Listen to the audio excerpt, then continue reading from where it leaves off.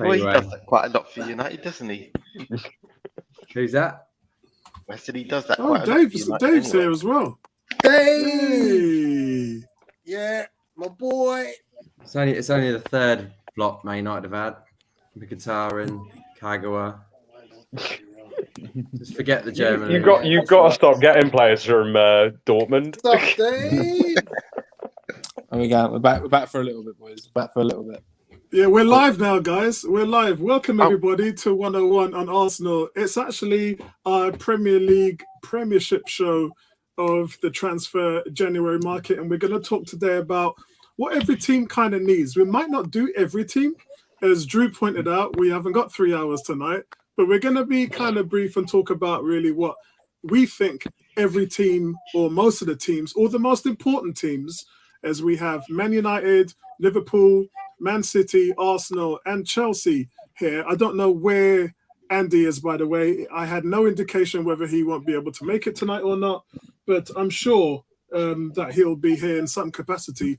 But guys, we're here to talk about what's going on in the transfer market. Darren, how you doing, mate? I'm good, mate. You?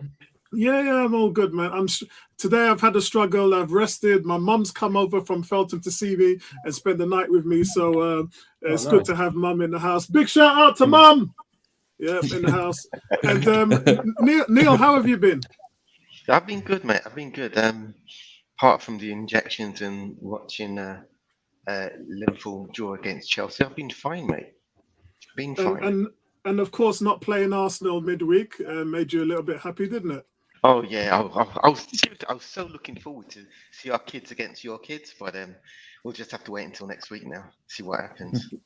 It's weird because yeah, I remember going up to Anfield with the 5-4 result, and they could put out a youth team, no problem. But all of a sudden this week it was a problem. So I thought that was quite weird because it's just like, teams are doing it. Liverpool have done an absolute dodgy this week. They have, yeah. And the thing is, lower league teams are doing this every week, even without us talking about it. But because it's Premiership, it's high. What it is one or two teams got away with it a couple of weeks ago, and now everybody's thinking, no, we can do this. How are they going to know? How are the FA going to know who's got COVID? Yeah, it's not like you can actually show them your COVID result or anything like that. They're just dependent on the word from the doctor, so everyone's getting away with it. Unless your name's Chelsea. I'm just throwing that out there. Drew, how are you, mate? No, I'm pretty good actually. Just obviously watched the FA Cup game, so pretty happy with that. My boy KK came on for the last 5 minutes of the game and done absolutely nothing because it's 5 minutes against Swindon. But no, I'm pretty good. Can I just say one thing though about the Liverpool and Chelsea calling off? Yeah. Didn't Arsenal have to play City earlier in the season with 7 players out because of COVID? And Brentford, yeah. So and Brentford, yeah. And it was like lambs to the slaughter. We had 9 players out, and granted 2 were injured, but 7 was out with COVID, including our main 2 strikers, Aubameyang and Lacazette. So we started Balogun up front, who was 18 years old and never played a game before in his life. Never started, not even in the League Cup, not even in the Europa League. And all this, and you start with a disadvantage of having Granit Xhaka as well. So listen, that's what happens. We're always playing with 10 men at Arsenal, mate. Come on, be serious now. Apollo, be serious, right? I have no clout, which is why you guys had to play that game and field those. Not field the plays you wanted to field. Yeah, if you had more clout, that game would have been called off, mate. Like Liverpool can do it. Why can't you do it? Yeah, look, there's a reason why we lost to Man City, because we're just not that team. The league will probably it's Klopp again. It's Klopp again. He's moaning. He said it's dry out there. He said it's raining. He's called the. He doesn't complain like that. He doesn't complain like that. Look, call it off. Look, I know what it's like looking at it from the shitty seats. Yeah, I know what it's like looking at it from from the palace to being in the caves. We've had our time at the top when we had all the decisions and everything went our way, and now we're not that team anymore. So, and we're seeing the reality of that. It's privilege. That's what it is. And we don't have it, man. We don't have privilege. Someone says, good evening, John. Good evening to you. If we knew who you were, that means signing the waiver at the top. And what's going on, Alex? Big shout out to Cannon for the TV. Everybody who is into Arsenal, please give him a subscribe. Follow that channel. It's a fantastic channel. And enjoy the content coming from there. Also known as breaking news. Yeah. You love that, don't you? So I am going to change up the thing today. I did say we were going to review every team, but because we've got a good plethora of fans around from the teams that we follow, then let's just talk about our own teams and do it that way. That way we won't have to be here till midnight. But Tony, how are you going? How are you doing, Tony? Not too bad. I'm actually isolating at the moment. I should be clear for tomorrow. Good. Done my 10 days. So yeah, looking forward to some football on Sunday. Just it was a shame about the Liverpool game getting called off, but is what it is. You take your whacks when you can. But yeah, looking forward to seeing what happens in the next 2 weeks, 2.5 weeks, whatever it is of the transfer window. I say that with a big caveat because you know how much I hate the transfer window. I know. I don't like to get involved with rumor and conjecture, but for today, I'm going to have a little go. Yeah, I mean, I always wondered. I was like, Tony does not like talking about transfers, man. But I think you're in a different position, Tony, because you already got your 6 transfers in the summer, and the team's really pretty much ready made. And I know we need a striker, but Lacazette is balling out right now. So it's really what happened. It's not like we're looking for a whole new team again. So for you, it's quite relaxing because transfer market doesn't really bother you. We either get a striker, Isak, or Valic or whoever, and then we're done. If we don't, then we'll just play with Lacazette, and then we'll go with Martinelli next season if need be. But it's pretty much, it sets itself. Dave, long time no see, Dave. I've been meaning to message you to get you on because we ain't had Chelsea here for love, man, and we're missing Chelsea on here. So it's really good to see you. How you getting on, bro? Yeah, not bad. Just got a bit. Just been doing little bits and pieces. So I've had a little hiatus, but hopefully we'll be back for a good few weeks in here. So yeah, we'll bring Chelsea back in here a little bit more. Alex says, breaking news, Tony. Kuke says that he hopes you're feeling better, Tony, and you recovered. It's actually Lewis, by the way. Lewis White, that says big shout out to everybody. And G says Dave is a G. Love it. Sorry for the cough, guys. It's a really, really hard week this week coming back to work, man.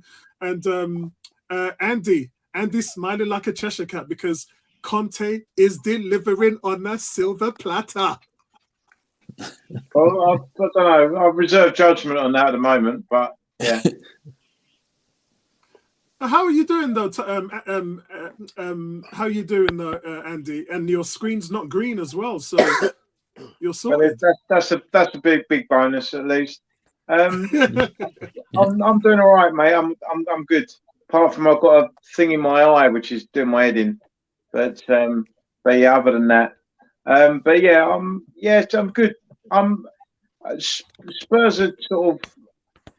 You have to not overreact with Spurs because 1 minute it looks like everything's rosy, and then the next minute it all looks like it's terrible, and it's all somewhere in between. We've still got a long way to go, but it's not the disaster it was earlier in the season. We're improving, but it's going to take time because we lack several key players. We're kind of, I think, a little bit ahead maybe of where you were last year, but we've got work to do. You've done a lot of the sort of, put a lot of the building blocks in place at your place, and we've still got a lot of blocks to put in place. But I think Conte's the man to do it. The question is whether he's going to be able to do much in January. I don't know, because it's difficult to get top quality in January because people don't want to break up their teams in January, when they're going for European places. And funny you say that because that's been the norm. But because teams are struggling for money and they're sitting on assets, And you know, guys, I've got my inside guys and my sources, as well as quite a few football agents. They're telling me otherwise, Andy. They're telling me a lot of teams are saying, look, we have commodities. We're cash strapped. We need money. If a player wants to go, they're going to let him go. I've heard that for quite a few teams, including Fiorentina. Yeah, the problem you've got is teams aren't cash rich. You know, so it's like Spurs. I think there are a number of players that, if we had the money, we could go and get right now. Probably better money than we would have got them for a year or so ago. But I don't think we've got £100 million to spend. I don't think that's not happening. I don't think.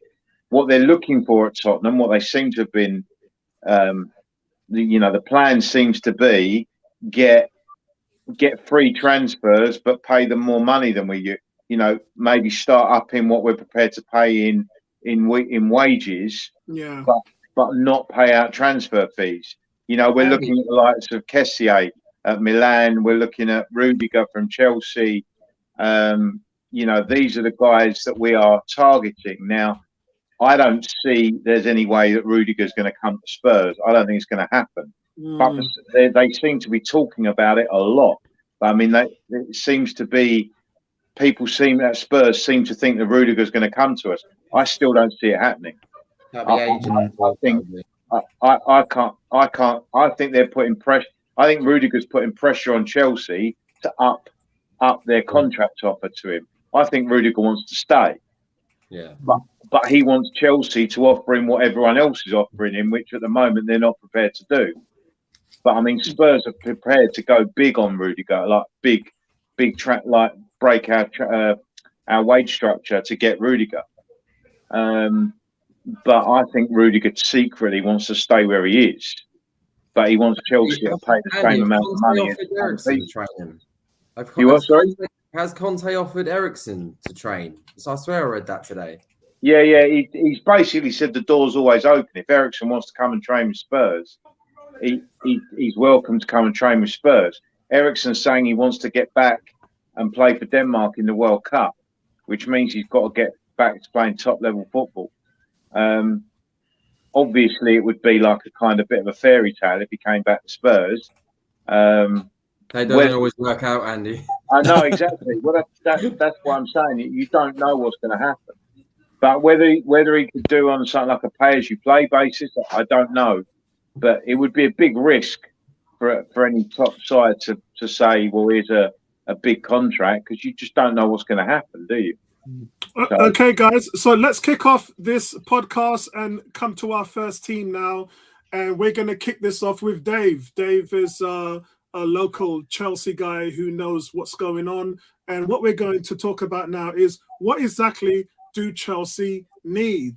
Now, we know it didn't work out with Morata, Werner, and at the moment it's not working out with Lukaku. So with that being said, they were still able to win the Champions League, and Manchester City have won the title and are leading the front, playing with a false nine. So are strikers really that important, Dave? And what do you think is going to be their number one target? In my opinion, before I let you go, I'll have my say.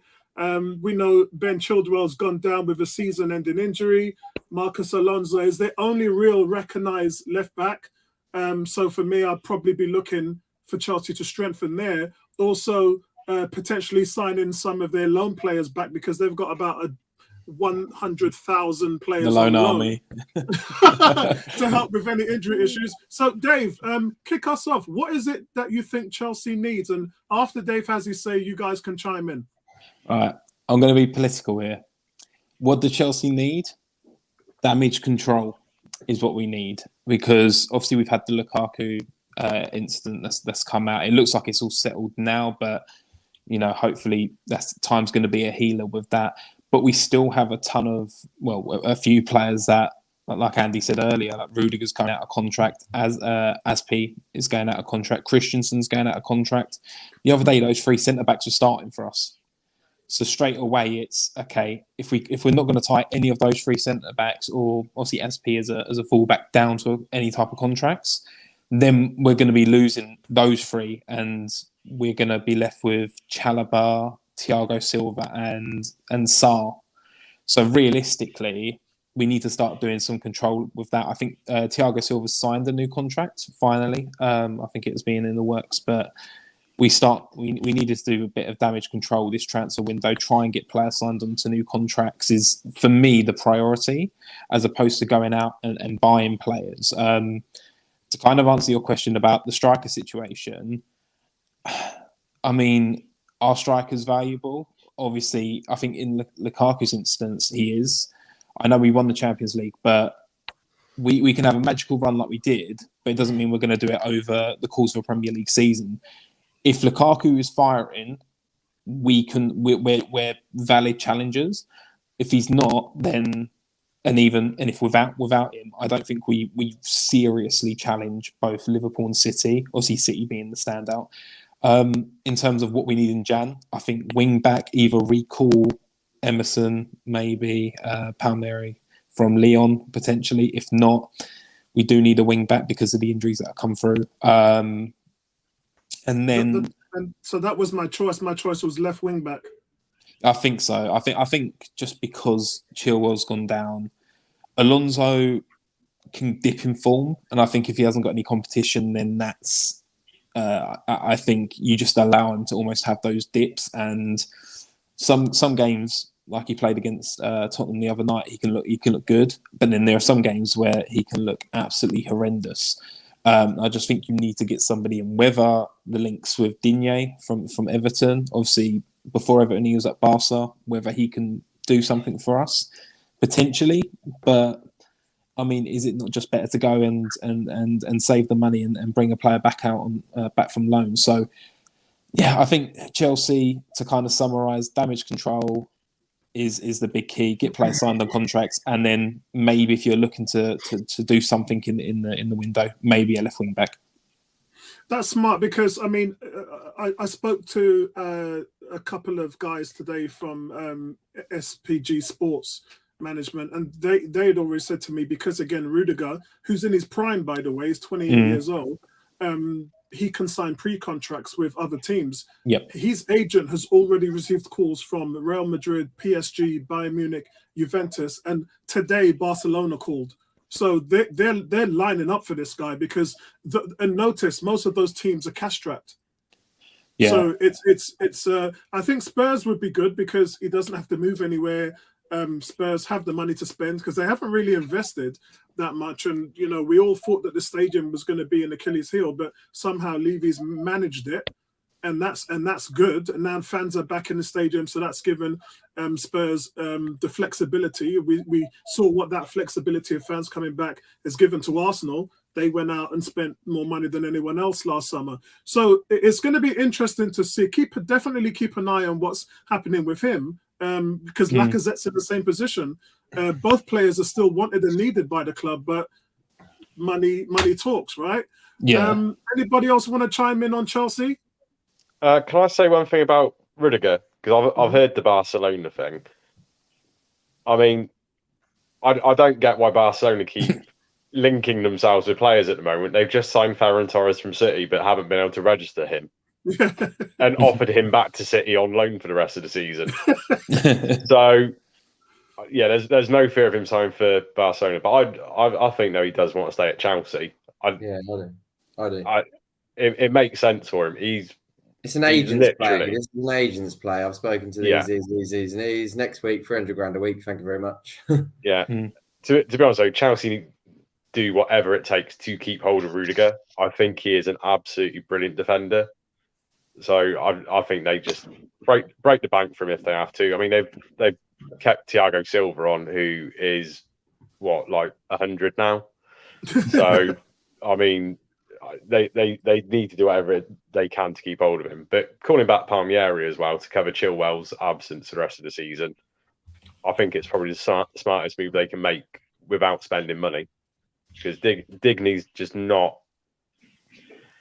He's not a high enough quality if Chelsea want to be challenging on all fronts at the end of the season.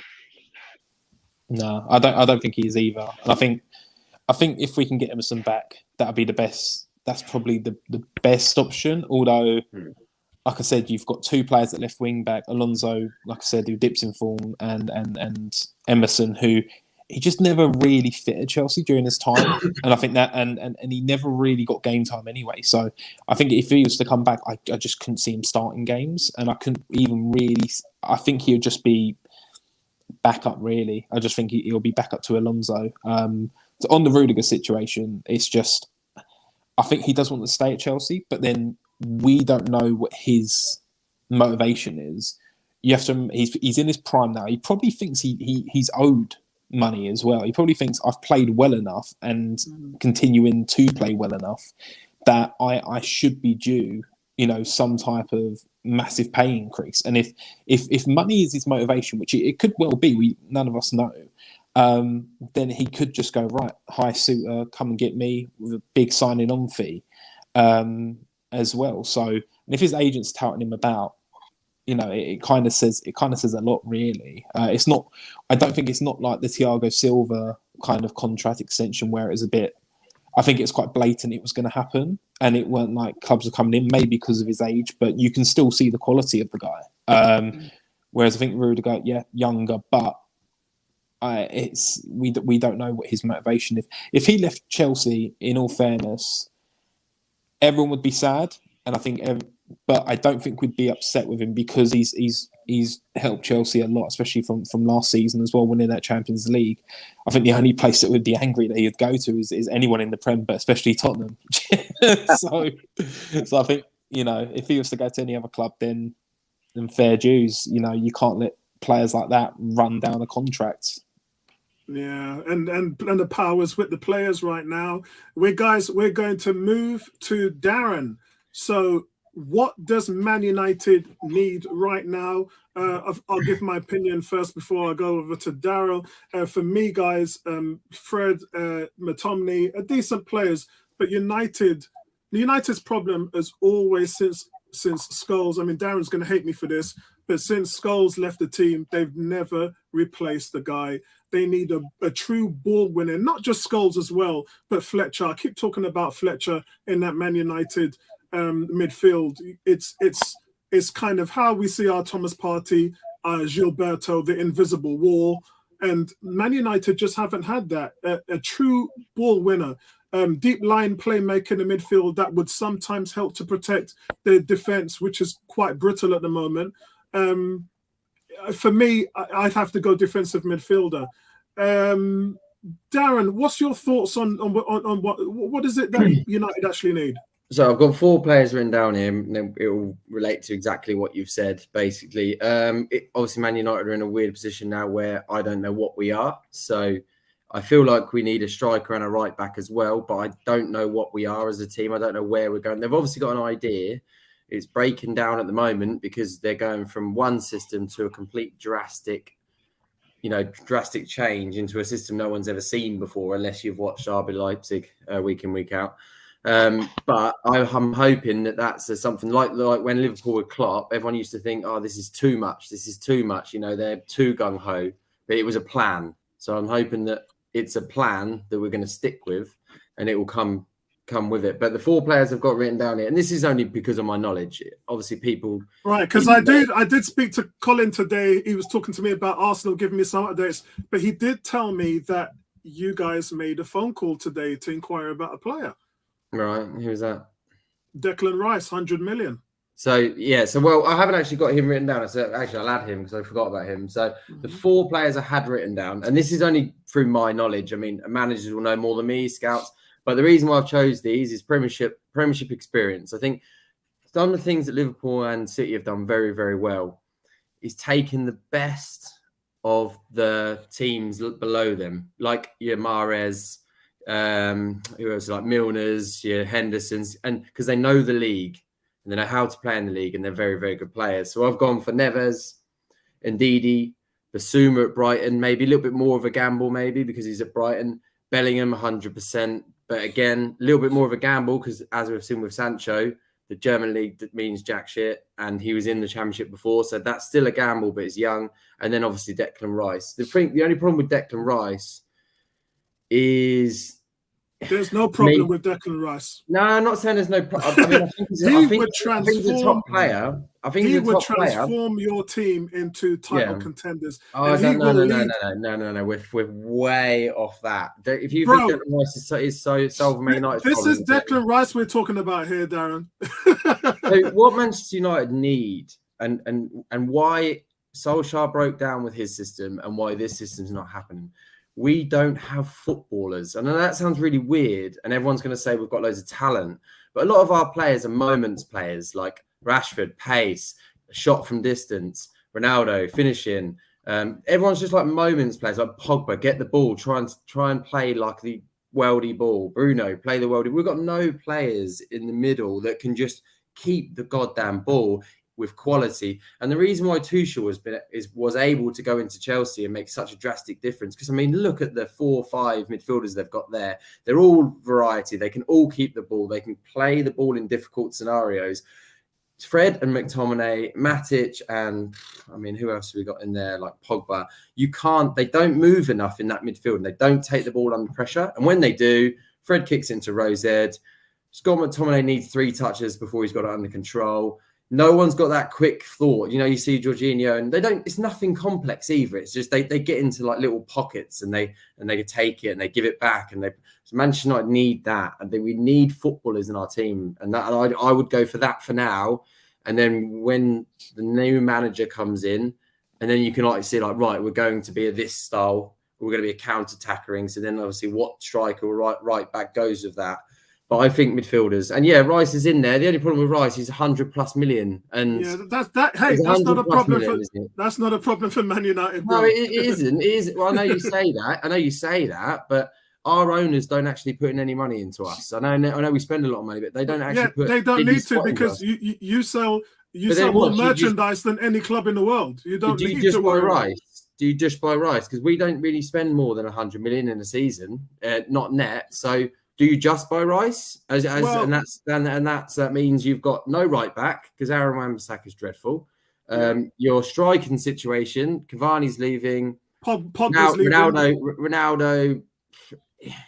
I mean, his first touch is gone, his passing's gone, but he will score you a worldie. So, I mean, is that what you're hanging your hat on? But if you're going to be a pressing team, you can't be a striker. I'm sorry, you can't be a striker. So. Rice isn't going to solve all that. Rice will be very good, and he'll be an upgrade on McTominay, and he'll be an upgrade on Fred, but he will not transform our team. He'll probably flounder like everyone else because he'll be like, well, I've got no one else to play football with because no one else keeps the ball. So the only other guy who I know you've been in contact with, and this is 100% by the way, this isn't a rumor, is you've been in contact with Kamara from Marseille about signing a pre-contract for this summer. But the problem with that is it's gambling on French players. I mean, Pepe, like 70 million. He looked like he's a world beater in the French league. And I'm not saying all French players fail, but it's a gamble. Man United are not in the market right now to be gambling. You need players you can hang your hat on and go, right, he's played 60+ games in the Premier League. He can keep the ball under pressure. He can pass it round from the back four. So then your manager can say, like, right, this is my tactics to get the ball from back to front. And I know that my midfielders will be able to play those balls in tight areas. They'll have that nous about them to play the ball forward. At the moment, our defenders look at Scott McTominay and think, well, if I zip it into him, he needs 3 touches. And by that 3 touches, the move or the plan has broken down. And Fred will just kick it into Rose Ed and then he'll tackle someone and everyone go, whoa, look at the energy. And so Darren, I've said defensive midfielder. What are you saying? Yeah, I'm just saying ball players in that middle of it. As part of that ball playing, I've obviously named Ndidi and Basuma in there, and probably Bellingham comes into that, and Rice is a little bit more box to box. But players that are physical but can keep the ball. So your Kovacic's and your Jorginho's, they're not just ball players. They'll get stuck in as well. You've got Kante in there, good at keeping the ball, but he's a breaking down. So that those types of players in the middle there, but they need to play football. They can't just be a tackler, and then when you pass them the ball, it's like, oh crap, like they're useless. And we've got those. We've got 2 of those. Matic can play once a week, and Fred can play 3 times a week, but they can't do anything other than tackle. And so, does anybody else want to chime in and give their thoughts on what United needs? On the subject of Kamara, be careful because we did our record signing on Ndombele from Lyon. Exactly. who was ripping up the Champions League for Lyon, looking absolutely sensational. We've paid 60 million for him, and it's not a barometer. It's not a yardstick. The French league is not. But come on, guys, it worked out for Eden Hazard. Yeah, he did well, didn't he? But what's he doing now? Yeah, he's trying to get back to Chelsea. Hey, Dave. There's no room for him in that midfield. So, Apollo, do you feel like Manchester United can go right in this scenario, in the mess that we're in? Right, let's just go with this French kid who's doing okay in the French league. Do you think that's the right move for No, I think they got to go all in with Declan Rice. I'd love Neves, Ndidi, Basuma, Neves, Ndidi, and Basuma because they know the league. So this is Man United we're talking about. And if you remember the days of Alex Ferguson, he didn't settle for nothing less but the best. And no, that's not necessarily true. That's not people. I need to tell you guys about how this guy transformed England's midfield in the Euros. He made England's midfield dominant. Only the Italians could outplay this lot. And when the World Cup comes later on this year, look out for Declan Rice and Phillips again to do exactly what they did. Yeah. England's defense was no frills. They had decent strikers. Goalkeeper was okay, I guess. But that midfield for England is what got the job done. And him going to Man United would transform. West Ham, Phillips as well. West Ham are bang average without him. He's their best player every week. Yeah, no, I agree. He'd be 100 plus millions your transfer budget. It's and then you're like, well, what do we do now? Like, we've got no right back. Our striker's 37. You can't. These are the stakes. When you're talking about the top of the Premiership, these are the stakes. I mentioned Morata and Werner was 100 million. Lukaku was another 90 million. That's nearly 200 million on strikers, and they still haven't solved that problem. So Man United spent the money on Sanchez. Sancho, sorry, and that's the stakes. That's the stakes. Yeah, but I don't want it to be all about money. I don't want it to be all about money. I want there to be like a plan. Like I don't want it to be like, I've made United sign 100 million this. That is all we ever do. 100 million here, 100 million there. Or if you buy this, you buy that, you will win everything. No. Yeah. Well, speak to my brother called Drew sitting down there. He doesn't mind. I'm just going to point out one thing. Actually, no, Tony speak first, and then I will point out one thing about this Man City thing. Okay, here's a little tip. As you know, I'm a massive fan of William Saliba. So I watch a lot of Olympique Marseille. Matthew Guendouzi and Boubacar Kamara play right next to each other in the midfield. And if you look at those two players, Guendouzi outperforms Kamara most of the time. Yeah, but but Guendouzi's a dog. Right. I really liked him. I thought he was he's a top player. I'll be honest with you. I don't understand how anyone's overlooking Guendouzi and looking at Boubacar Kamara. Because he's a prick. Because he doesn't perform as well as the guy standing next to him who's in contract dispute with his parent club. And you're both right. Be available. You're both right price. Guendouzi's a knob, though. He's a knob, but he's one of the best young talents in world football. Yeah, don't get me wrong. Don't get me wrong. I even thought, what a player. When I saw him, my granddad supports Arsenal, and I always messaged him every day. That Guendouzi is an absolute baller. He is Sideshow Bob balling player. Like he has everything. He's the future of that French midfield, man. He's not play. Telling people he earns more money than them on the football pitch and all that sort of crap. I'm gonna just leave it like this.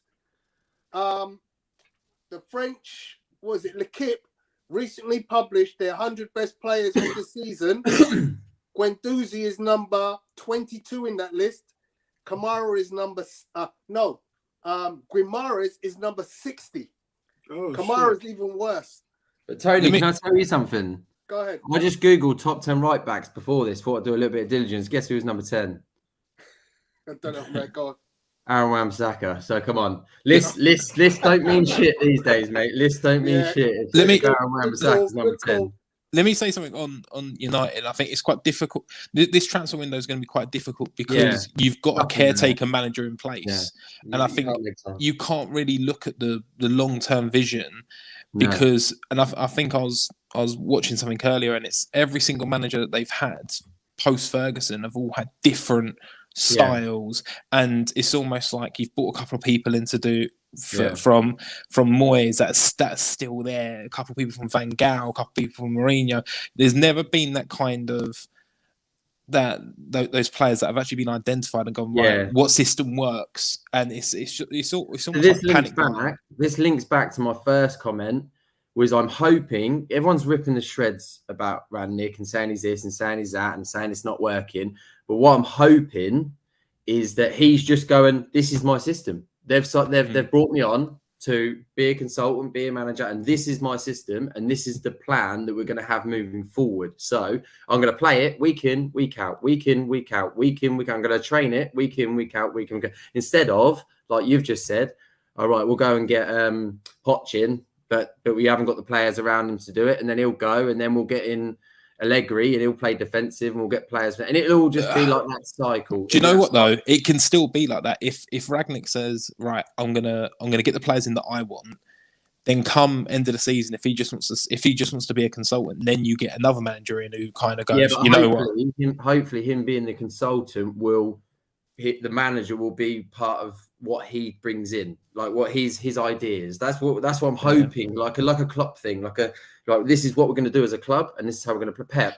Everyone's going to play like this, and we buy players to fit what I do, and that's what I'm hoping. I can't see it, I don't know, but I think they want an Ollie situation personally, in the sense of caretaker manager does well, and then it's right, slap him with a 2-year, 3-year contract, but.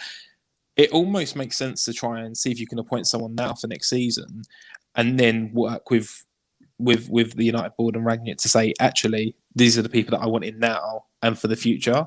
But I don't.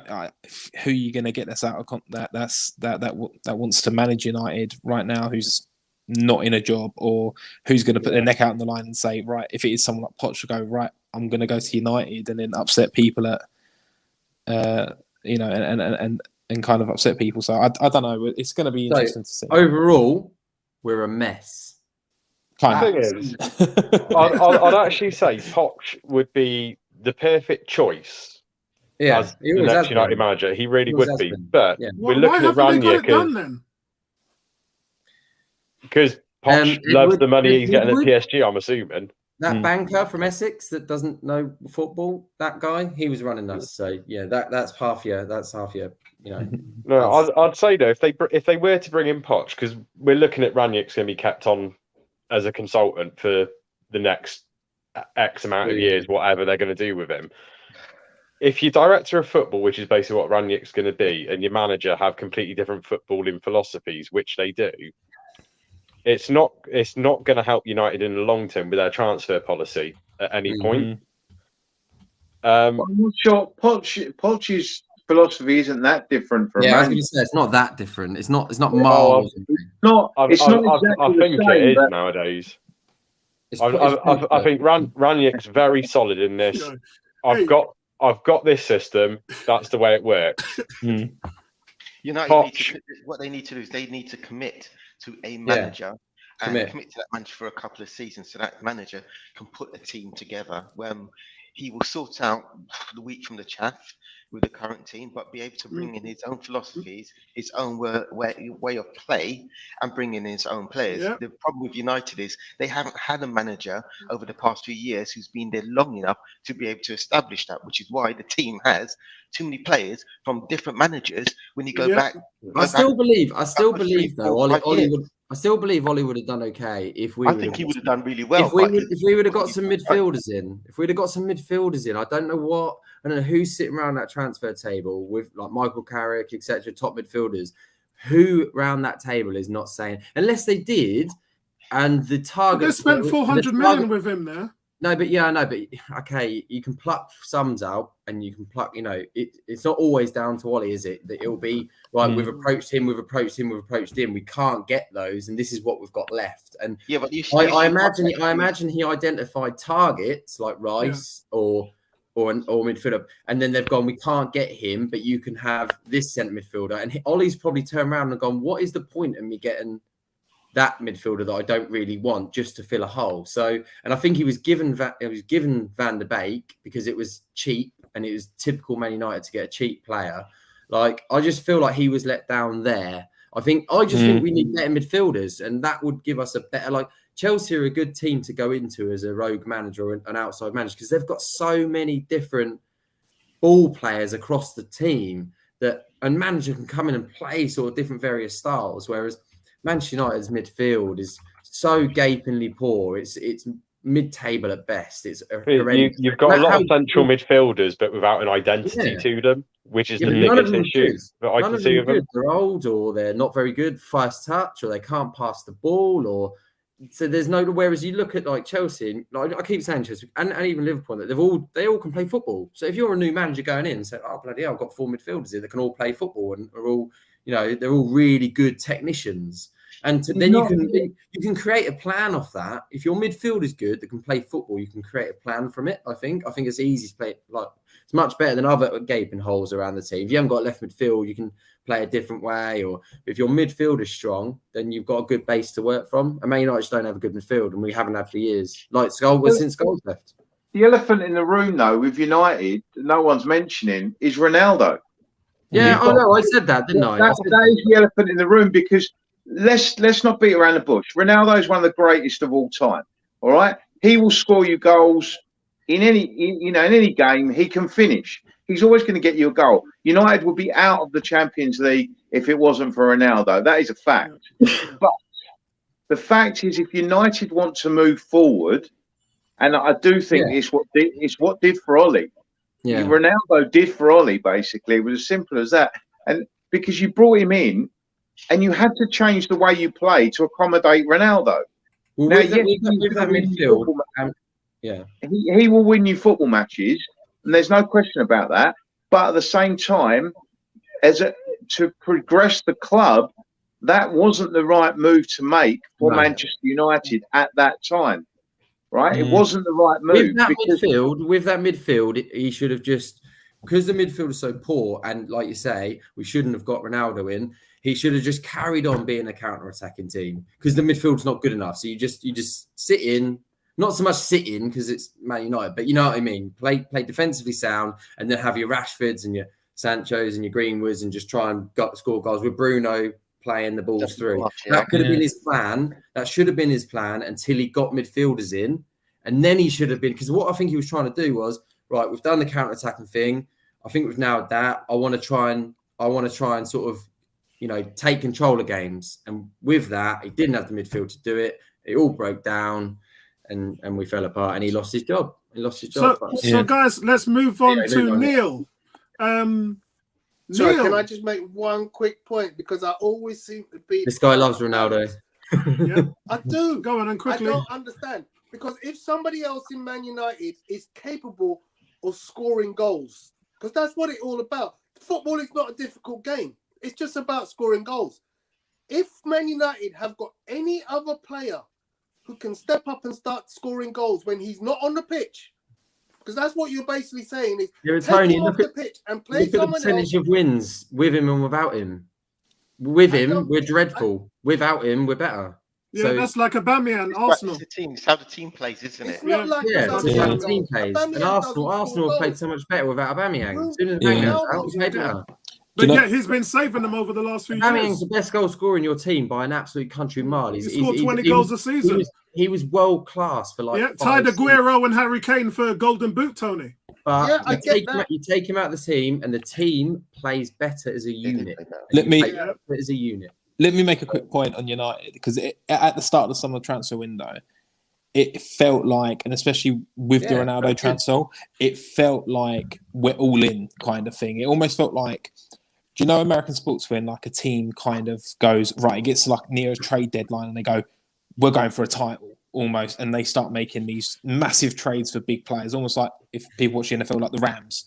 They've just gone and got Von Miller and Odell Beckham Jr. And it's like, they've gone, right, this is our year now. It almost feels like United do that so often every single year. And I understand the reason why. But then sometimes you do need to almost do 2 steps back to go forward. I don't think they've ever really done that since Fergie's left, really.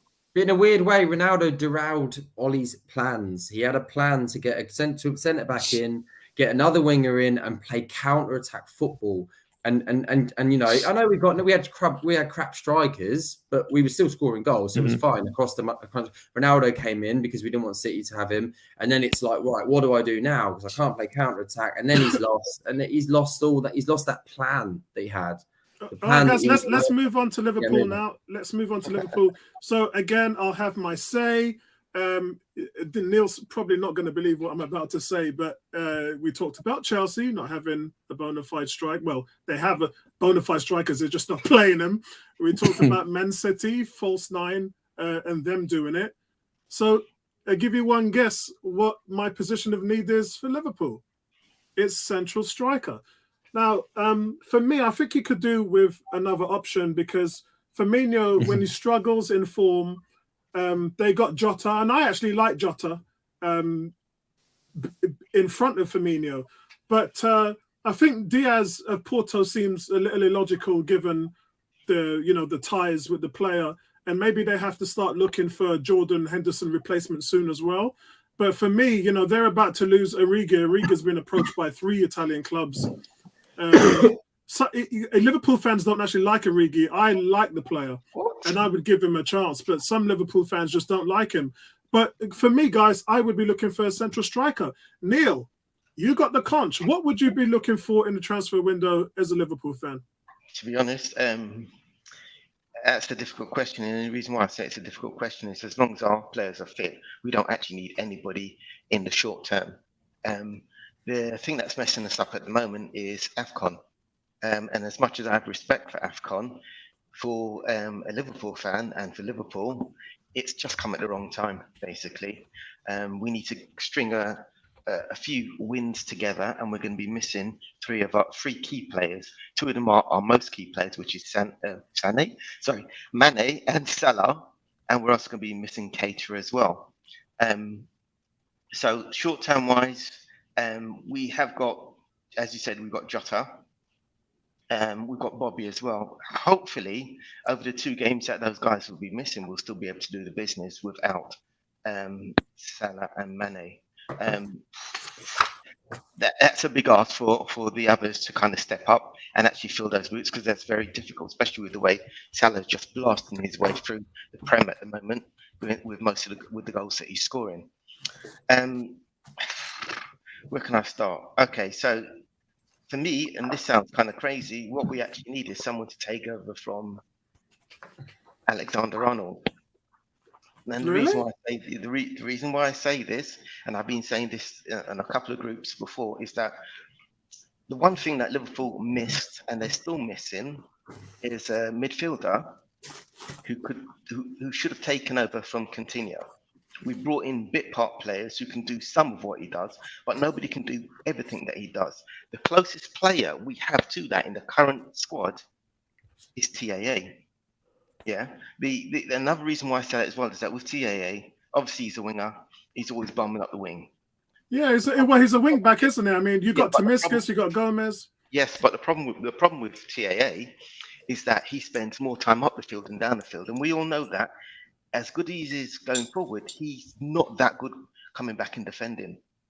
Yeah, so we're normally at the time the opposition is counter-attacking or something like that. We'll only have our 2 central mids back because Robertson on the other side, sometimes he's a bit slow in getting back as well. What we actually need is 3 players to actually stay back for the majority of the game.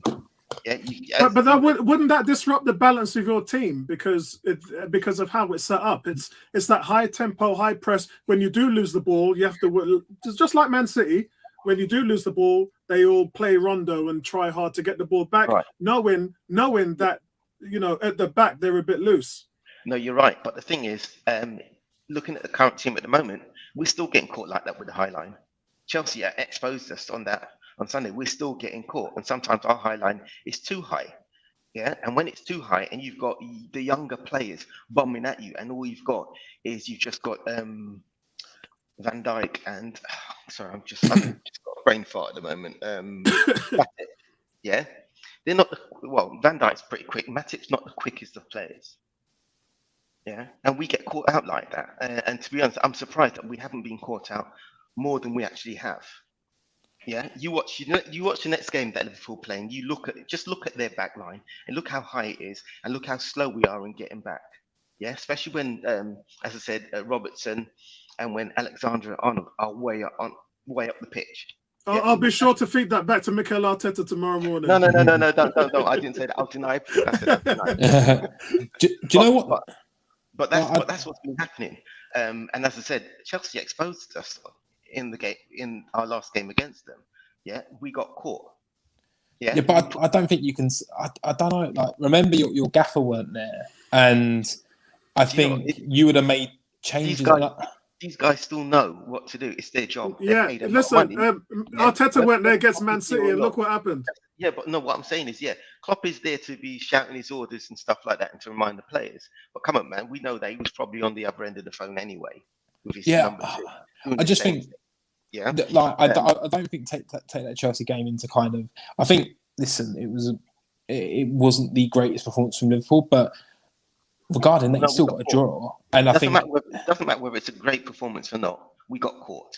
And we've been caught like that more than once. But I think with Trent, just keep investing in him. Because I think if you try and almost go, right, we're going to keep going with the defensive side of things, I think he's such a great player that if you kind of hide him almost. From midfield. He can still run up the wings from midfield. Yeah, all I'm saying is that you just replace his position with someone who's a bit more defense-minded. Yeah? I don't know that if you get the dimension of that, though. I don't know. I think that... But that's not Klopp's style, is it? That's not Klopp's style. No, it's not. It's not his style. No, it's not. You're right. It's not his style. But the thing is, we're getting caught like that. Yeah, we're getting caught like that, and that needs to stop. I think it's a calculated risk, though, isn't it? Yeah, it's just high risk, high reward. You know, if you're gonna commit when you're drawing too many games, and you do that season in, season out, because that's Liverpool's problem. Right, Liverpool don't lose a lot of games. Where they lose winning the Premiership is from the draws, the amount of draws they get, the amount of 2 points they drop. Yeah, they drop. I don't think any of the top 4 or 5 will draw as much as Liverpool do almost every season, just through draws. Yeah, our figures are really bad when it comes to the draws. We win so many games and we lose so little. I mean, the season when City picked us by 1 point. We drew more games than City did, and that's why we lost it. I just think you lose your dynamic if you try and take someone like Trent out of that. Bear in mind what he's done already during the season. You're not taking him out. You're just moving him further up the field. But I think that right back position, he's so effective. He's so effective in that right back position. I just don't. How many assists has he got? I don't think there's anybody in the league with more assists than him over the last few seasons. No, he's got more within the Liverpool. He's got more than anybody. Yeah. I mean, in the past year, the nearest person to him, outside of De Bruyne and any midfield player, the nearest player to him is Cancelo. Yeah. But when you're serving up balls into the box for City, then you're going to get that many assists. Trent's doing it for a team that. Yeah, but you see what Trent's doing. Trent's also picking out players from the back. When he's at the back, he's picking up players from the back. Him and Van Dijk are doing pretty well by picking out players way up the field. Yeah, moving him a position up the field isn't going to change that much in attacking wise. Yeah, it just we'll just be better prepared for the counter attacks. And if we're better prepared for counter attacks, there's a good chance that we'll concede less goals. That's which could make a difference. Which could make a difference.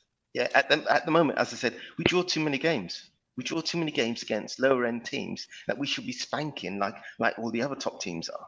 But then I think if you've got a defensive midfielder who can cover for Trent even more, because look at the midfield you had against us. You had an aging Milner played, didn't he? Am I right in saying? Yeah. Like an aging Milner. Obviously, you had was Hendo in there as well. I'm just trying to recall.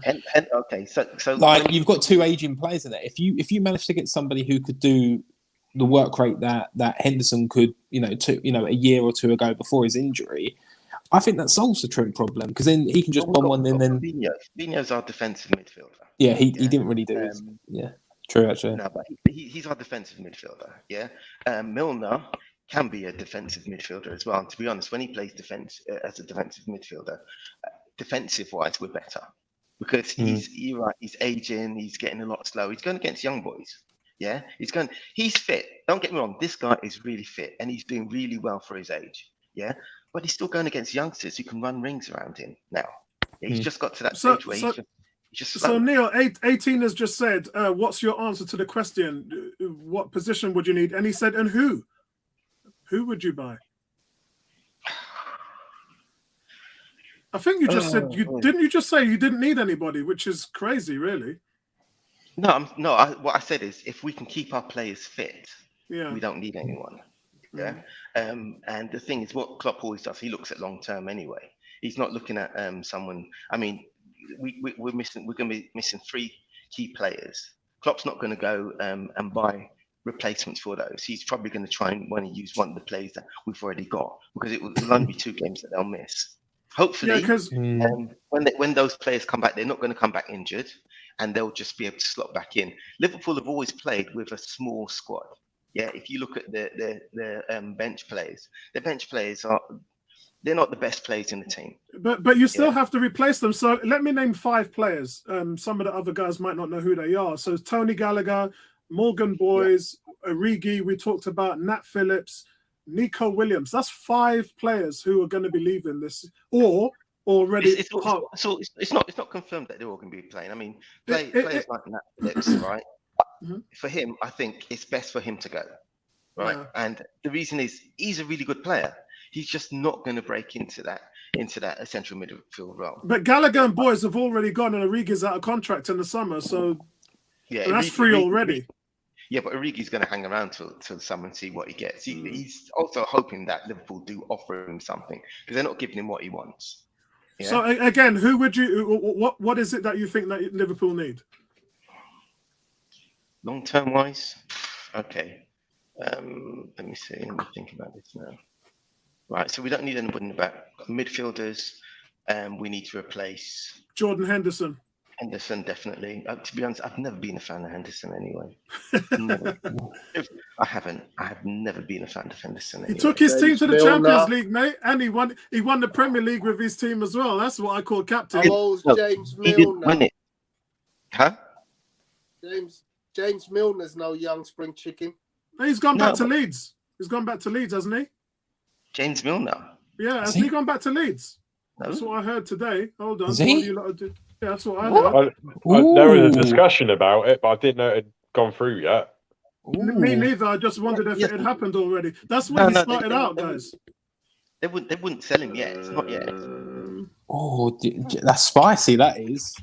I'll be honest. If I was Liverpool, I would actually sell James Milner, because he nearly cost you against City and he nearly cost you against Chelsea from his age. They're still in talks. Yeah, it's not done yet. They're still in talks. Is Cater going as well to AFCON? Yes. Yeah, he's gone. Yeah. Oh, so that's another one. And you sell Milner. Ooh. So Cater, Mane, and Salah are going. So I'm hoping that their teams. You wonder whether Liverpool clearing the decks to bring someone in. Yeah. That's why I'm saying. That's why I mentioned the 5 players. You only get a squad of 25, lads. When you let 5 go, you got to replace them. Sounds like a Basuma. Rice or Phillips themselves. Yeah, and they got them, and they'll do it. They got the money. They haven't made a big splash of late. I still think Liverpool do need another forward, though. Yeah, I think Liverpool need a proper man through the middle. I love Jota. I think he's actually brilliant. Yeah. I also do love Salah and Mane. But could you imagine if they had someone like Vlahovic playing through the middle? Exactly. That's why I said the pace they've got on the outside. He'd be a good player, but at this moment in time, what you got to remember is that when Liverpool brought in Firmino and Mane, they were originally midfielders, and Klopp turned them into forwards. So it's very easy to move these guys around and then bring in Origi. Bro, it says Evelyn All. Hope you're doing well. Does anybody think we like move me? on? Sorry, mate. Can I just ask very quickly? Does anybody think like me? Firmino is a better player than Vlahovic.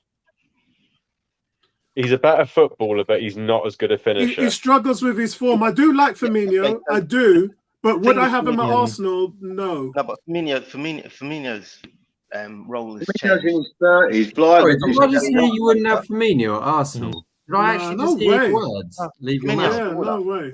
Firmino's ball. He's more of a provider now. Firmino's better than all your forwards. Excuse me, he's better than Lacazette. All right, I'm just now you've said that. I'm just going to look at his goals and assists. Also, there could be a commentator cursing. I think somebody said Firmino's not just goals and assists. He's nor is Lacazette, mate. His intricate football. Thank you, sir. Thank you, that man. Yeah, but he's changed. As I said, his role's changed because when he has changed. They brought him in. They brought him in to score goals. Yeah. And by the way, guys, for you guys who bring him in to score goals, did they bring him in to score goals? He was never a.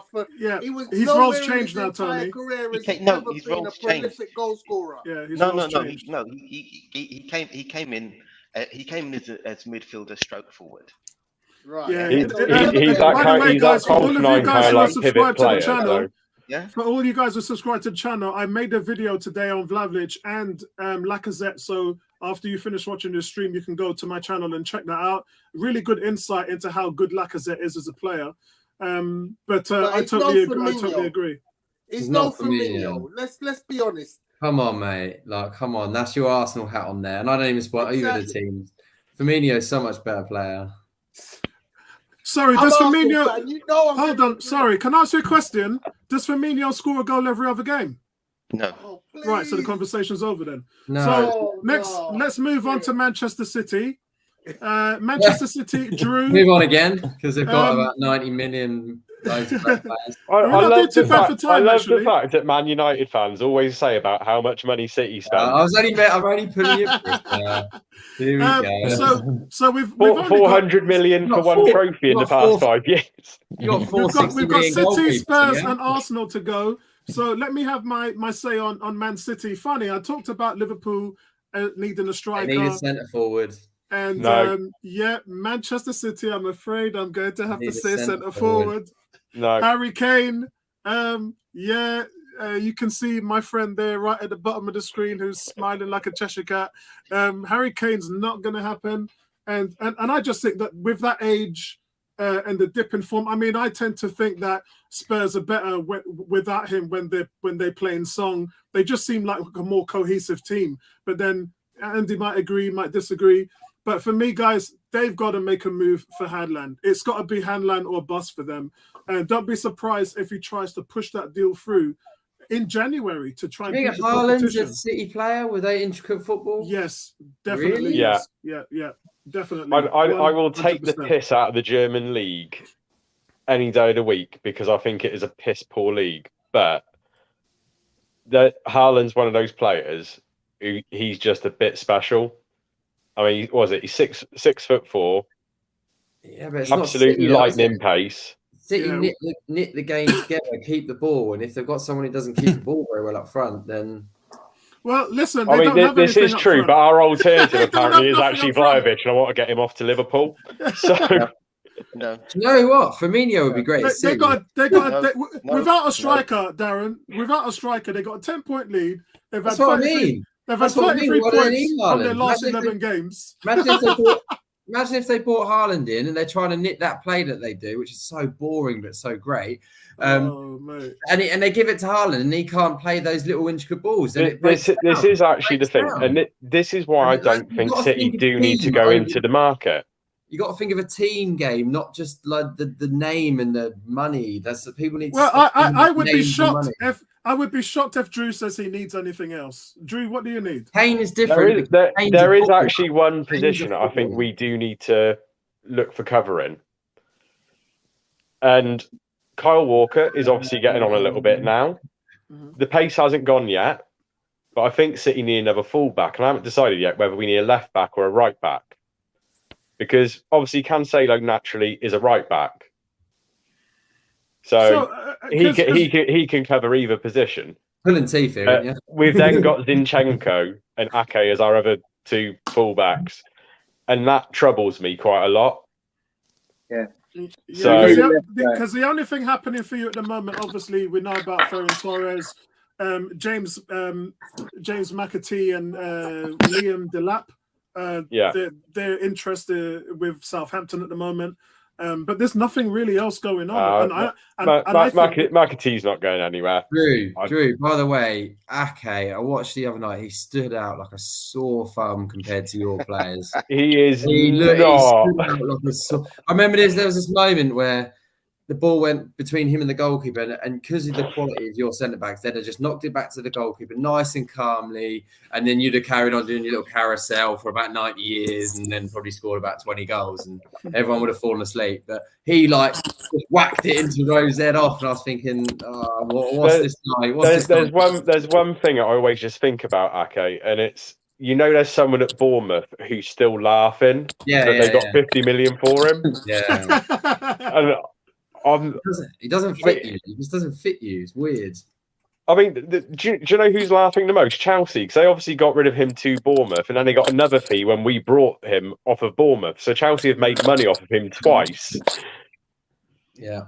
Just it's not that he's not a good player. It's just not City. He's a very good player for a mid-table Premiership team. He's not a fullback. He's a left. Man United can play him along Phil Jones. We made a back three with Random Jones. Hey, I'm not having a bad word said about Phil Jones. He was your best player the other night. He was. Bless him. Bless his little heart. Ake is a left-sided centre-back. He is not a fullback. No way in a million years. No, I agree. His biggest problem, though, is he plays the same position as Stones and Laporte, who I'm not being fair. Stones is a better defender, but Laporte's a top-quality centre-back. So Ake's third in line, so he's going to be moved out to the left. And they're going to use this reasoning of, he did play there a bit when he was at Chelsea. He definitely played there at Bournemouth. Yeah, just because he played there for other teams doesn't mean he was naturally suited to those positions. So I do think City need to strengthen at left back. I think Saul Ake as well. Ake was getting I don't see where his position is in that team. In the Arsenal game, Saka was destroying Ake. I mean, he was out of position all the time. Well, actually, Andy, Saka's been destroying every left back in the last month. The teams have been putting West Ham. I think Tony, how many players did West Ham put on that right side? 3. It don't matter how many players. Even Saka's been destroying everybody on that side, mate. The thing is, I'll tell you what, if City could go after any player, it would actually be Saka, quite frankly. He's a player. I like Saka. Let me throw a name out there based on your fullback shout and saying you could look for a younger player. Livramento's not been doing too bad at Southampton. Yeah. If he was looking for Livramento's having a hell of a season, quite frankly. And if he was looking for I was liking the Spurs. I thought you wanted Lamptey or Max Aarons. Who? You. Wanted who on Max Aarons? Lamptey.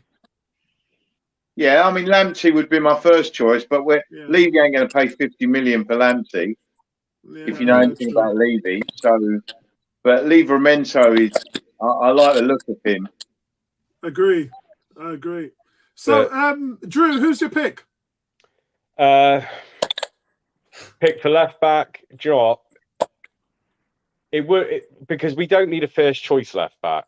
That's the thing. And you got Zinchenko as well. He's a backup, isn't he? Zinchenko's. Oh, he's all right. I like him. He's not too bad. He is. There's something about Zinchenko that's always bothered me. And it's the fact of he looks like Kevin he looks up to move the ball forward, which is great, but then he picks out the wrong pass. Continually the wrong pass. And when you're watching it, you think, all right, De Bruyne is on the ball. Oh, yeah, exactly. You get really excited for about 5 seconds and realise, it's Alex. No. So I probably would take Livramento, though, to be honest. You wouldn't take Max Aarons. He'd leave Norwich and come to play for City. I would not take Max Aarons. Yeah, that's Nathan Ake. I was going to put it out there. I would not take Max Aarons.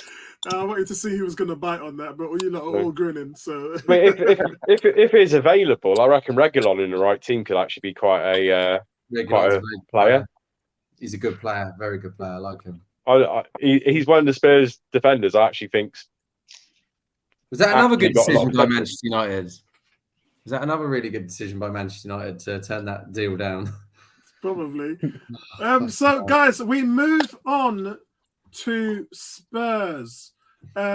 Very difficult one because, well, obviously, well, they need defenders. They went out and bought Doherty, I think it was, last year. But look, the problem is the central midfield.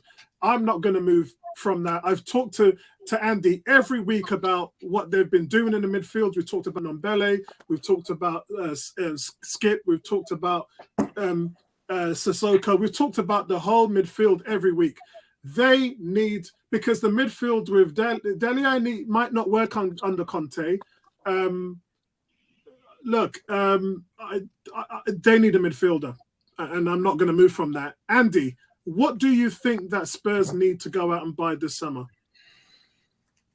Where do I start? A centre half, definitely. We need someone to go with Romero.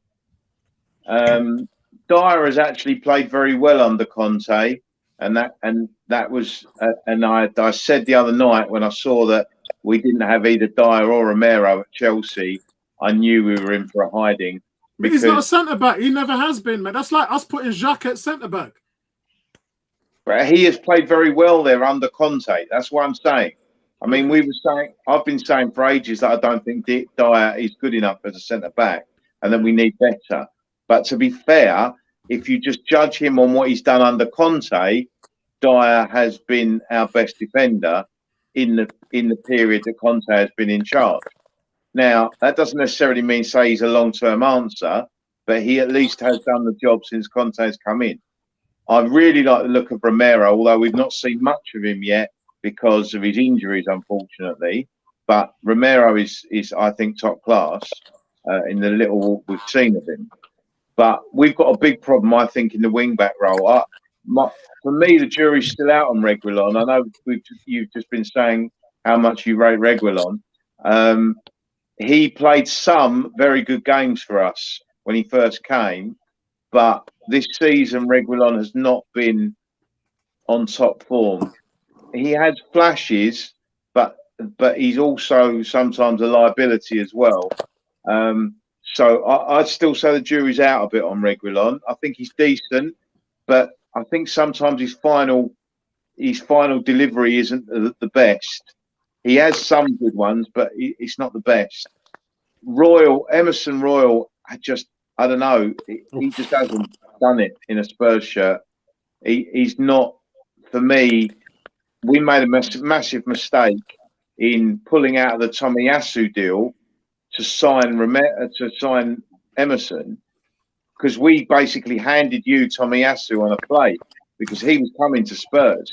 Yeah, he took Raheem Sterling out of the game last week, Tomiyasu. Mind you, Tomiyasu's been doing that every week to every player that he's been playing, literally. But I think that was a mistake by Tottenham. We chose to go for Emerson and basically gave you a free run at Tomiyasu. And I think that was a mistake by us. But we'll wait and see. They're now saying that we're after Adama Traore to play as a right wing back.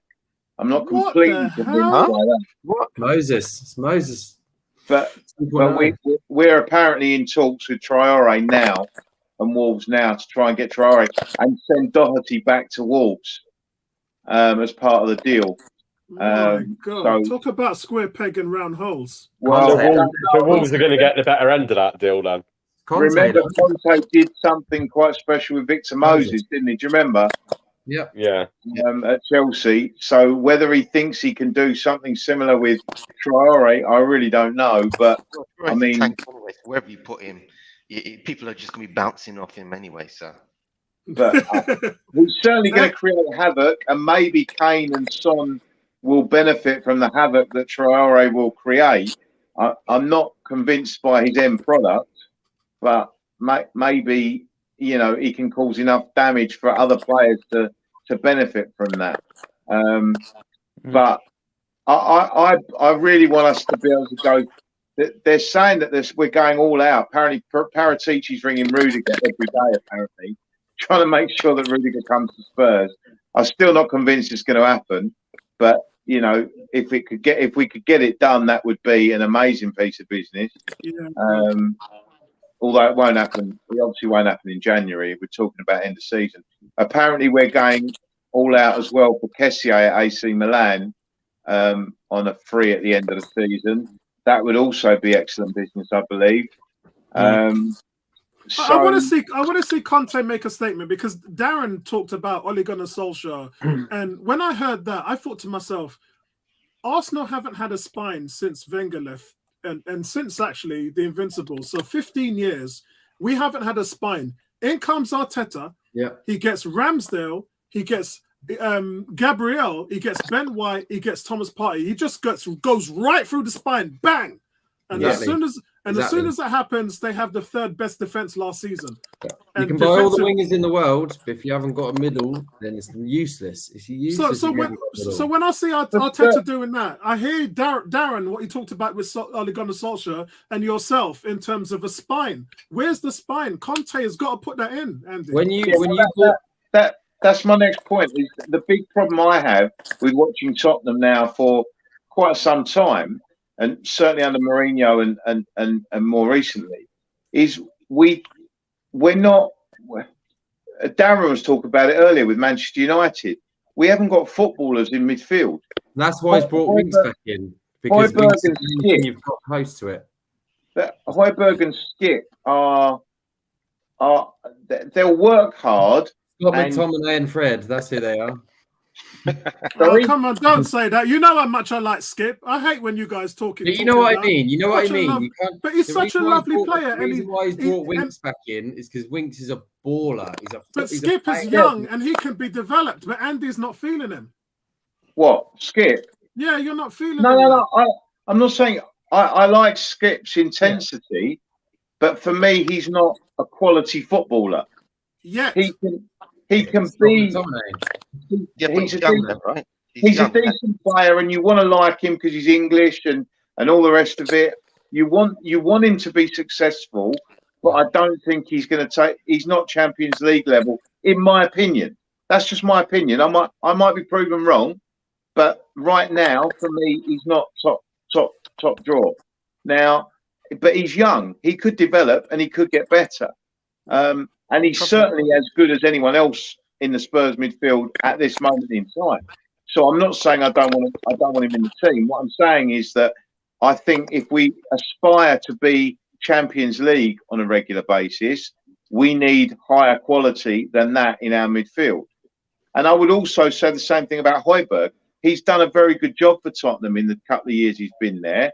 Yeah, so I've got no issue with Højbjerg, other than I don't think we can have Højbjerg and Skip as a central midfield because we don't actually keep the ball. Basically, we are playing totally as counter-attacking, flying down the wings and using Son and Kane's ability up front. But we're not as we were under Poch, where we were controlling 60, 70% of matches.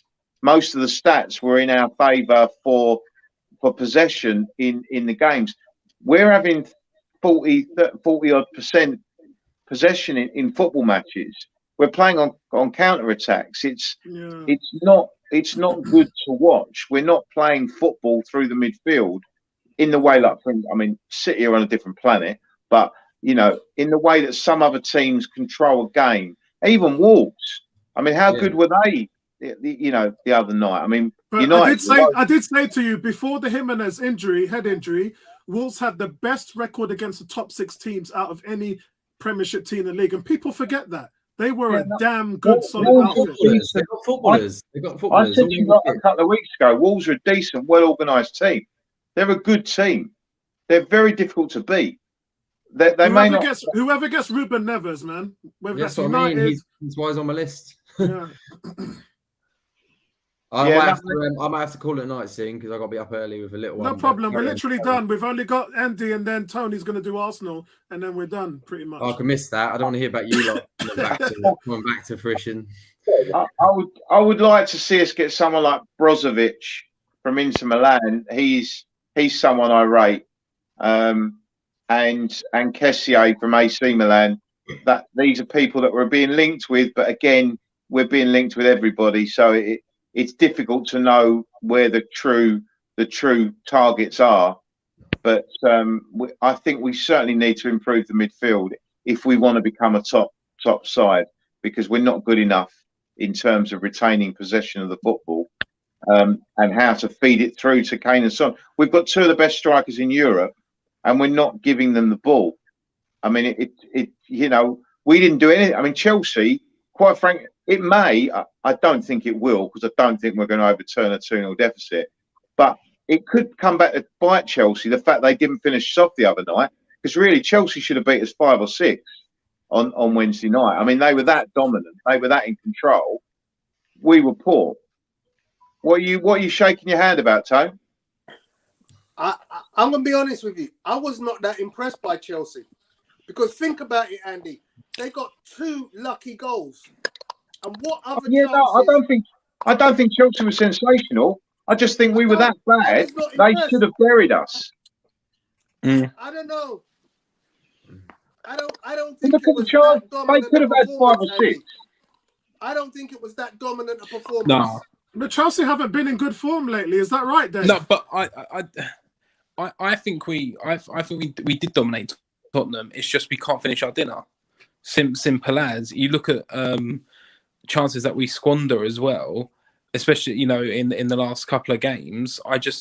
We just can't finish our dinner, and I think that's where we need someone like Lukaku to guide us and start putting the ball in the back of the net. But in terms of that game, and I think Andy's right, we did, and I think we're going to rue that especially if they get an early goal in the second leg. Yeah, it's going to haunt us. So this brings us to Tony, and then after that we can just open up the floor or we can say our goodbyes. Just to say one last thing, we also need a backup striker. But yeah. Actually, yeah. But I thought you already had that in Mora. No, he's not a centre forward. But he's played there when Kane's not there. Yeah, but he's not centre forward. Just playing someone there is not the same as having an effective backup. We need a proper centre forward. But listen, you should have bought Danny Ings last season, mate. You should have bought Danny Ings. But Danny Ings will spend a long time injured as well. So he's very injury prone. Tony, Arsenal, another easy one for me. Arteta's bought his defence. He's got his goalie. He's bought some solid midfielders, but yet, he's got Sambi, he's got Odegaard, but he needs to top off his team and bring in a striker. Now, Lacazette's contract situation is unclear. Aubameyang stripped of his captaincy and his future is unclear. Nketiah's out of contract. Yeah. So what would you do here? Would you agree that it's striker we're looking for, and who would you go for? Do you not think you need another centre midfielder? I agree. I was Thomas Partey, yes. I think you need a top class midfielder to play with Partey.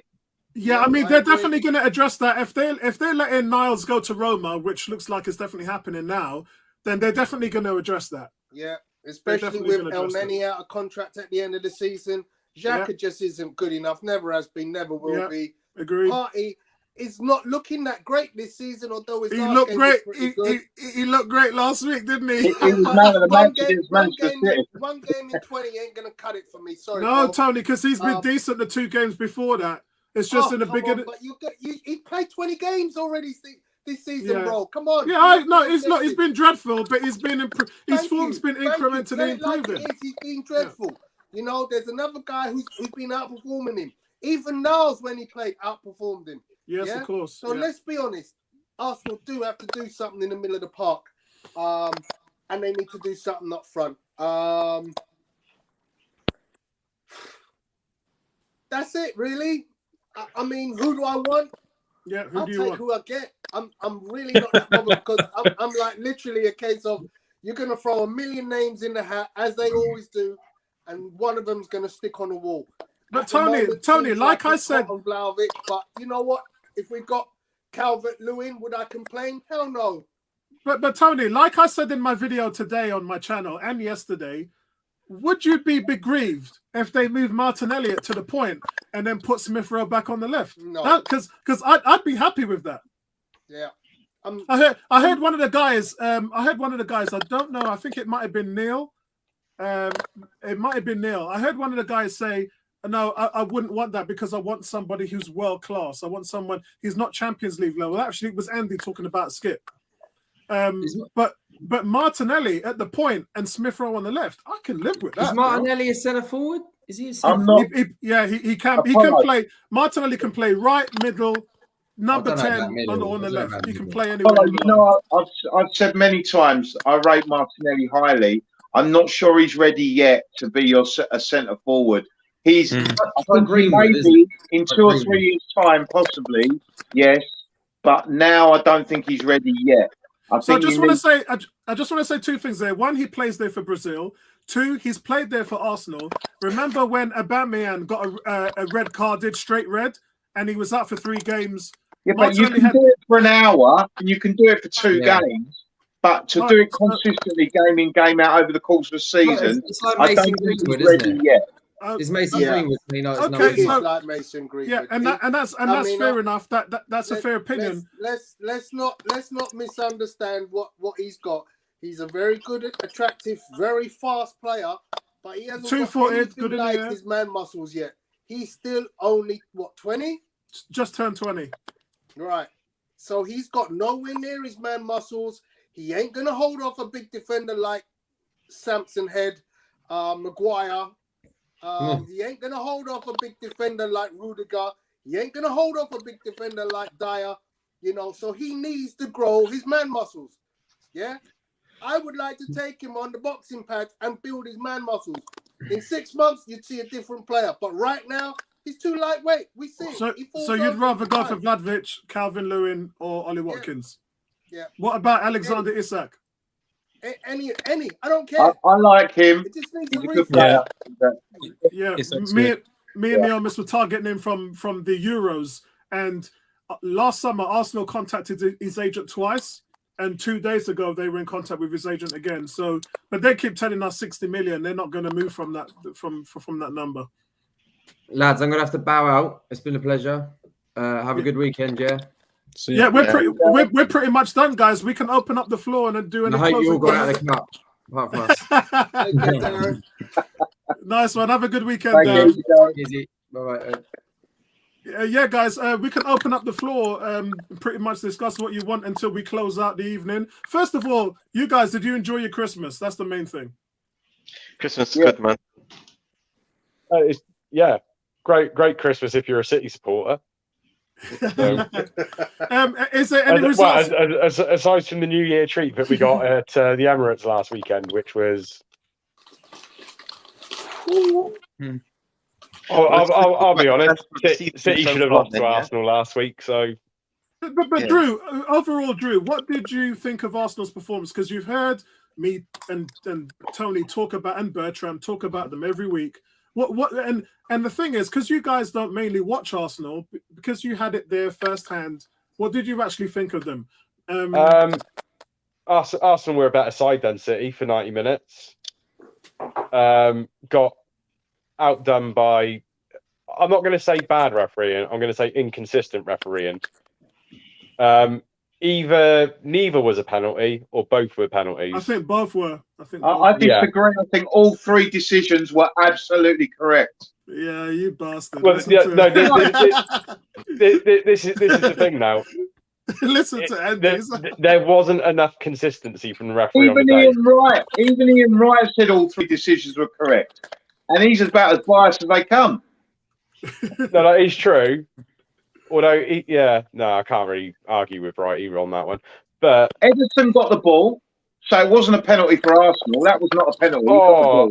Odegaard got the ball first, mate. Odegaard touched the ball first. No, Odegaard stood on his foot.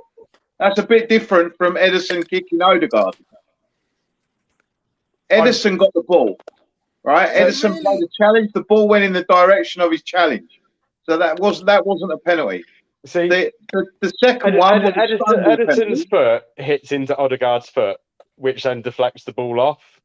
Thank you. Even through my sky blue tinted glasses, I have to say it was a penalty. Odegaard moved his foot onto Ederson's foot. It was not Ederson hitting Odegaard's foot. Odegaard's put his foot there, knowing that he's going to get contact. Yeah, exactly. The exact same way. His foot went. The ball went in the direction of his challenge. But you can't go through the player, Andy. You He know didn't go that. for the It's a player. penalty, Andy. It's a penalty. It It's, wasn't it's a in the penalty. exact same Okay, way. but- we can have a difference of opinion. Arsenal fans are going to think it's a penalty. I've not seen any non-Arsenal fan say that was a penalty. I'm not going to lie. I actually agree with thought it was a Andy penalty. saying you can have a difference of opinion because Yeah. it's funny because the referee had a difference of his opinion when he saw the Man City challenge on video, but with Arsenal they didn't give him the The Man opportunity City to one have was a a look at that. stonewall pen. A penalty in Yeah, a but, 100 if it was times out of Stonewall, 100. why did the ref get it wrong then? If it The was referee Stonewall, didn't see it that way in normal They make play. mistakes. But that's what They make VAR's there for. He made a clear and obvious error. It was a penalty. I'm not The sure. thing is, I'm not sure why Sorry. VAR I'm not going to back down. I anyway. think both were penalties. Quite yeah, me honestly. too. Sorry, Neil, what did you say? No, so I don't know why VAR is there anymore. It made a big difference when it first came out. Now they're not checking when they should be checking. I just don't see the point now. If you're Yeah, not gonna remember, use Neil, technology, you have to use VAR technology works. all the It's just time. the people behind it making the decisions. Yeah, That's the exactly. problem. No, VAR works. But what I'm saying is that if it's supposed to be used in certain incidents, yeah, and it happens every time one of those incidents come up, you say yes, it's consistent, but it's not. A lot of times, the people behind it aren't using it. They're not telling the We need to hear they're not Mike's doing that. like. And that's I what think needs to happen. Yeah, we that's what needs to need it to be like rugby, 100%. We need to Absolutely. hear. We should be talked through what they're saying Yeah, to the referee. We should be able to hear that. Yeah, but They it don't happens. want that to when happen, you which do that, when you do is that, why you're I gonna think get- it's corrupt. They Yeah. don't want us to hear what they're saying. no, The problem with VAR and what people are now using as an excuse is that it takes too much time. It takes too much away from the game itself. Yeah, it takes a lot of the excitement out of it. As soon as you start having the I refs think it might actually stop adds to the people excitement. for that. it does. Yeah, Yeah, I No, think no, it no. adds to the Me, excitement. me. You need I'm to all have people about being fair. operating it that played the game. Yeah, but I'm talking about, for me, I think VAR is fair, and I'm glad that it actually came in. But the thing is, it's not being used consistently properly anymore. Yeah, It yeah, was that's in the true. Yeah, beginning. it's not. It It's was in not the beginning, consistent. and you had all these managers and all these people come, oh, we have to wait 2 minutes for a result, blah blah blah, right? And then what do? They changed that now. Yeah, they changed the way they use VAR because of the people complaining. but Do you know what they do? Do if you know you- what they do in American football now? It used to be where they had to throw a red flag to challenge a result, which, by the way, they still do. But now, under the 2-minute warning, they review everything. yeah, Everything. I think you have to. For me, it has to be something along the lines of keeping the fans interactive with the mics, hearing that decision making happening, because then that gives more clarity towards right. What does VAR or whoever's behind VAR, what are they saying, and what's being communicated to the ref? And I think if that can be echoed into the stadiums, the audio there, and obviously for home viewers as well, if it's on like a Sky Sports or BT Sport, it makes so much sense to do it. But there's obviously a reason why they're not. You know, could it be a corrupt sport? You know, it's craziness. Look, when you hear, I mean, I'm sure that that VAR actually refers more stuff to the ref, and the ref just makes up his own mind whether he's going to do something about it or not. Yeah, if they were mic'd up and it all came through, we would know, and we would see more things happening, and it would help the game more, as in from a fairness point of view. But because we can't hear that, we just have to assume.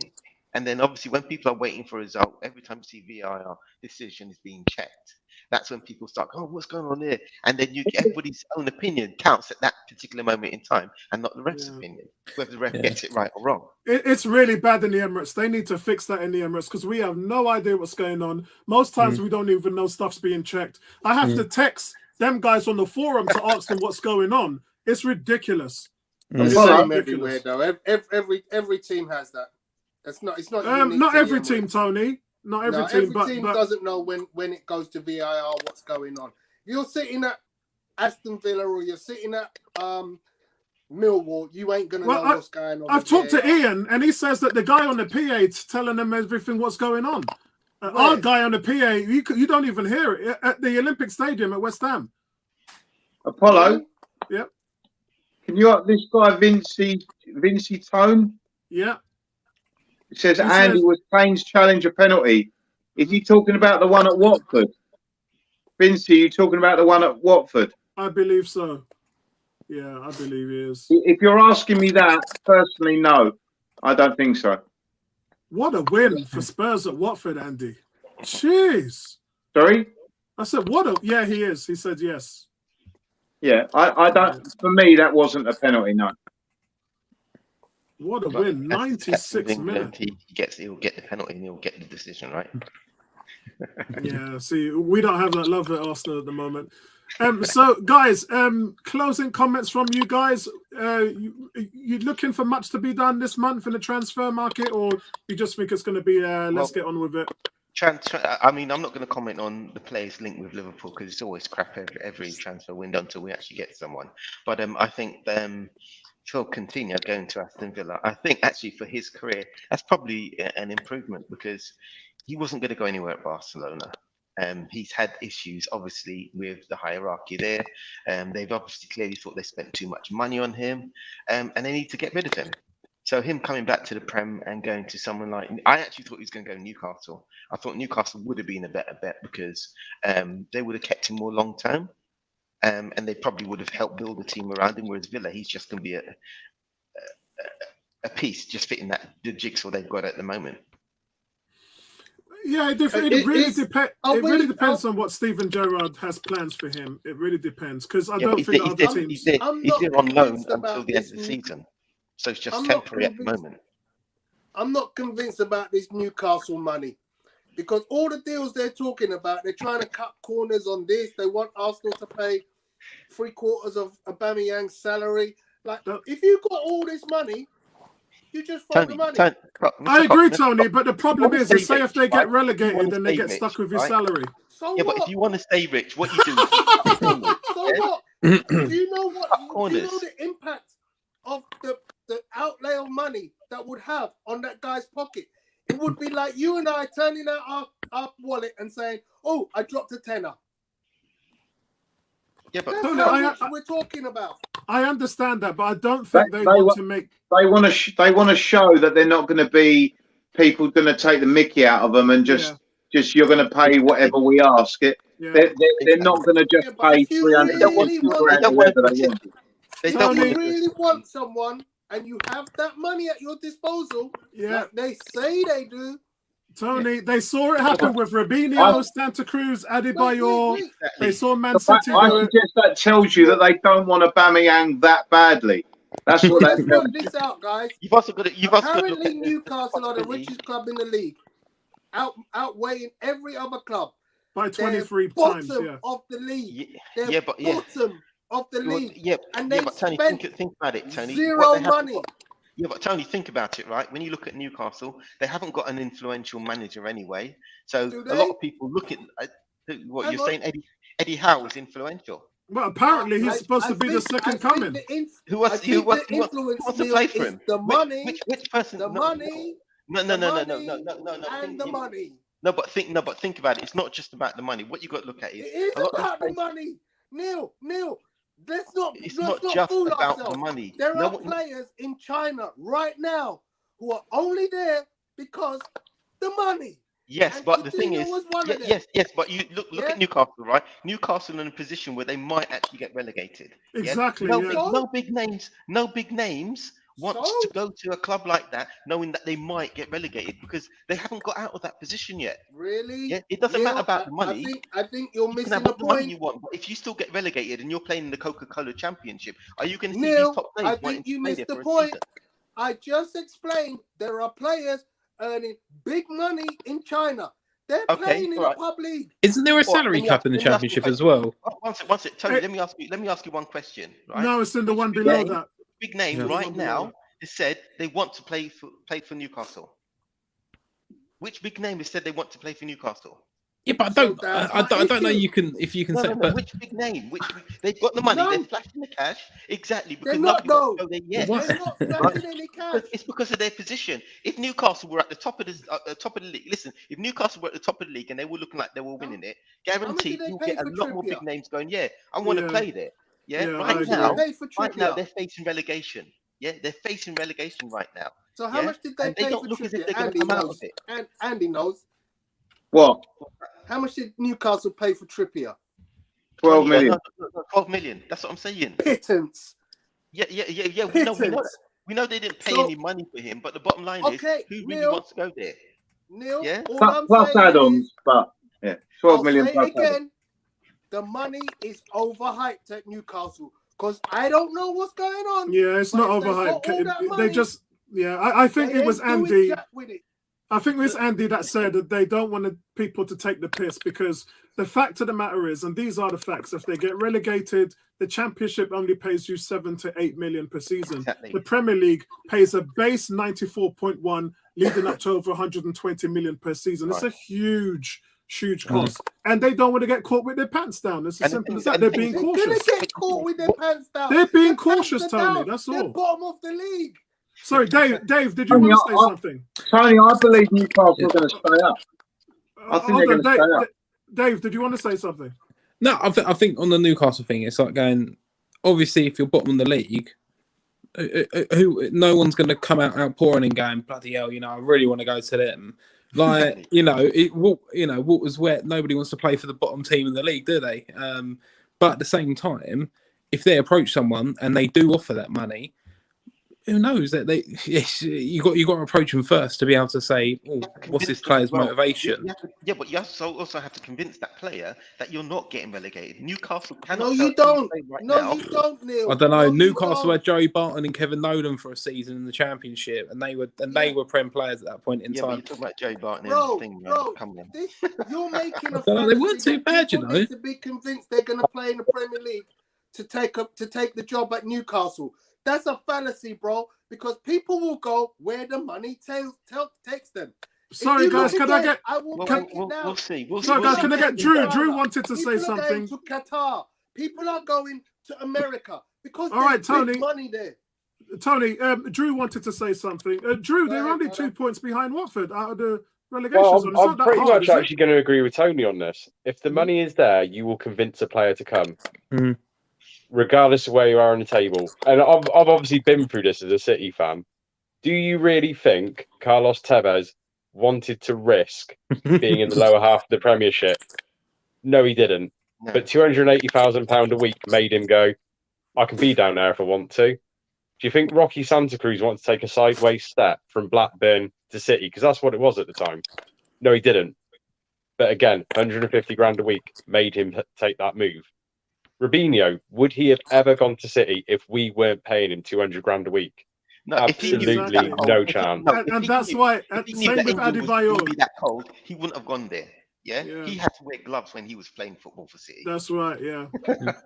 I think he hated the cold. I think for next time, what I think it'd be good to talk about on just on the closing statements as well is has kind of clubs taken back that player power? Because I think we've got myself in here with Lukaku, especially with that debacle, we'll call it.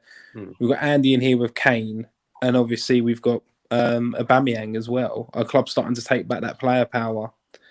I think my answer is yes. I talked to Tony. Not Tony. Andy. I talked to Andy about this before, as we was discussing where the game's going at the moment. The teams are earning less. That's the reality. The TV deal was not increased; it was surplused and deferred. And some of the teams actually last season had to give a rebate back on the money. But regardless, the team earnings are lowering. Ticket prices are stagnating. Players are earning more. And what that's doing is now the teams are turning around and saying, look, the only way we can manage going forward is if we start playing these players extraordinary salaries. That's where the game's going. So, yes, I agree with you. It's not the TV money going up every year still. No, it didn't happen. Last season, it was renewed for an extra 3 years at the same amount, but with the rebates in place. So, no, Tony, it's not going up. I reckon let's tackle this next time. I reckon let's tackle it. Let's leave people a little bit, to come back for. I reckon, you can't. Let's not reveal all of our tricks today. Like, let's come back next week and hear all the salesman. You sound like a salesman. Yeah, of course. Come on now. Good one, Dave. Good one. So, guys, anybody else with closing comments before we shut it off tonight? We're going to do a special one for the NLD next week. Well, I'll probably do a preview with it would probably be me and you, or Tony might want to do it with you. I did the last one with you, didn't I? Yeah. Andy? So Tony might do the preview with you on the channel, so that would be good. Tony, you up for Let's that? see if we can get another Spurs fan. We can have a 2-on-2. You could be Yeah, looking for a while. Oh God. All right, guys, listen, wonderful to see you all, and I hope you really had a wonderful holiday season. Happy New Year to all of you guys. Lots of football to come. So listen, let's just get on with it now. We've been missing for a few weeks because we've been enjoying the holiday season and there's been cup games and whatever. But yeah, we'll be back next Friday. And for sure, guys, have a great weekend of sports. Cool. All right, gents, have a Take good care, one. fellas. See you later. See you later. Yeah.